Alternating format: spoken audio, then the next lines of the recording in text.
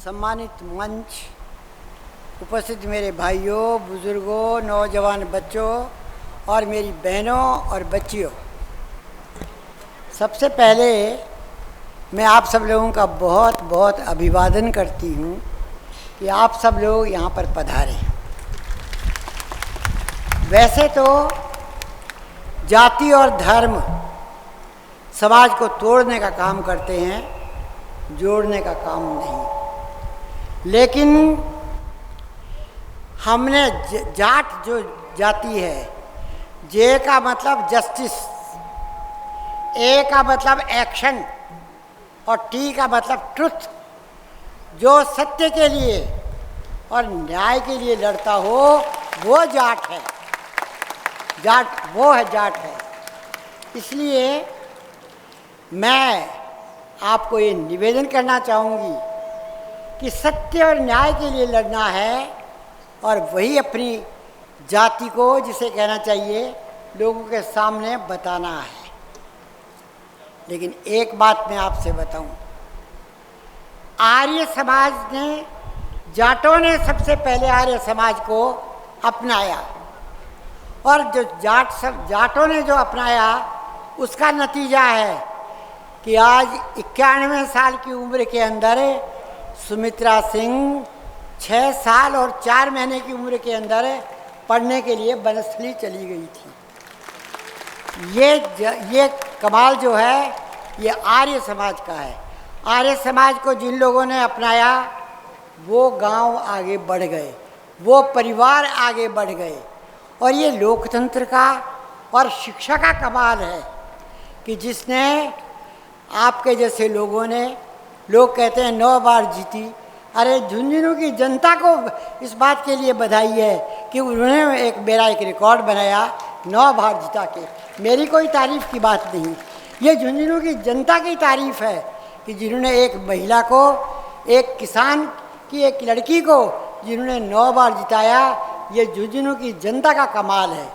झुंझुनू की जनता जहाँ लोगों को देश की रक्षा के लिए फौज में भेजती है और सबसे अधिक शहीद जिस ज़िले में हुए हैं वो ज़िला तो गौरवान्वित वैसे ही है कि किसी भी समाज को, और ख़ास तौर से जो सत्य के लिए और न्याय के लिए लड़ते हों, वो यदि इकट्ठे होकर के और अपने उन प्रतिभाशाली बच्चों को, जिन बच्चों ने किसी न किसी रूप के अंदर, जिसे कहना चाहिए, अपना स्थान बनाया है, अपना कीर्तिमान स्थापित किया है, उन बच्चों को इस प्रकार से वो सम्मानित करें, प्रोत्साहित करें ताकि और बच्चे भी आएँ।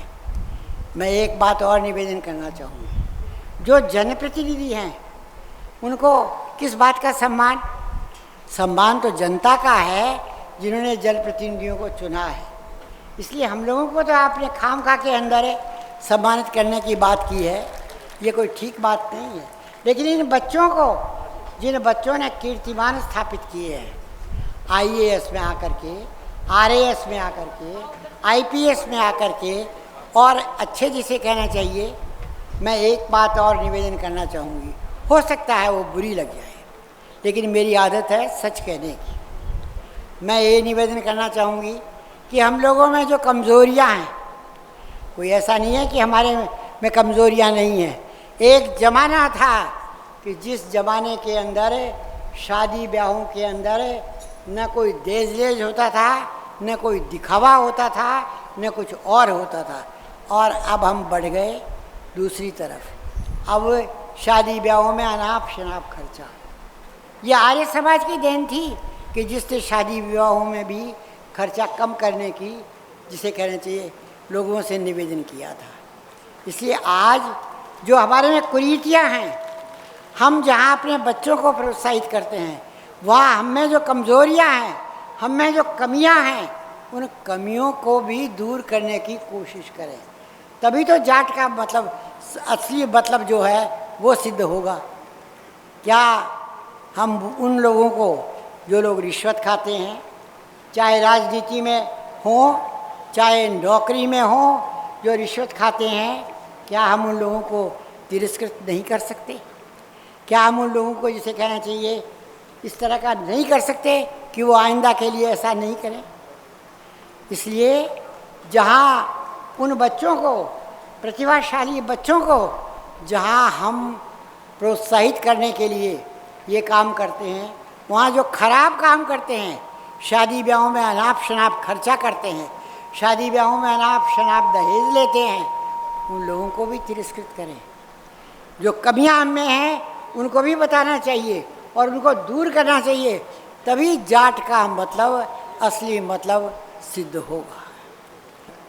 मैं आप सब लोगों का पुनः मेरी ओर से बहुत बहुत अभिवादन करती हूँ। और जिन लोगों ने इस जाट समाज की, जिसे कहना चाहिए, इसलिए इनको बहुत बहुत धन्यवाद देते हुए कि जिन्होंने इस प्रकार की संस्था का निर्माण करके और आप और हम सब लोगों को यहाँ पर बुलाया, एकत्रित किया, और इसलिए उनको भी अपनी ओर से बहुत बहुत धन्यवाद देते हुए और आप सब लोगों का बहुत बहुत पुनः अपनी ओर से अभिवादन करते हुए, जय हिंद।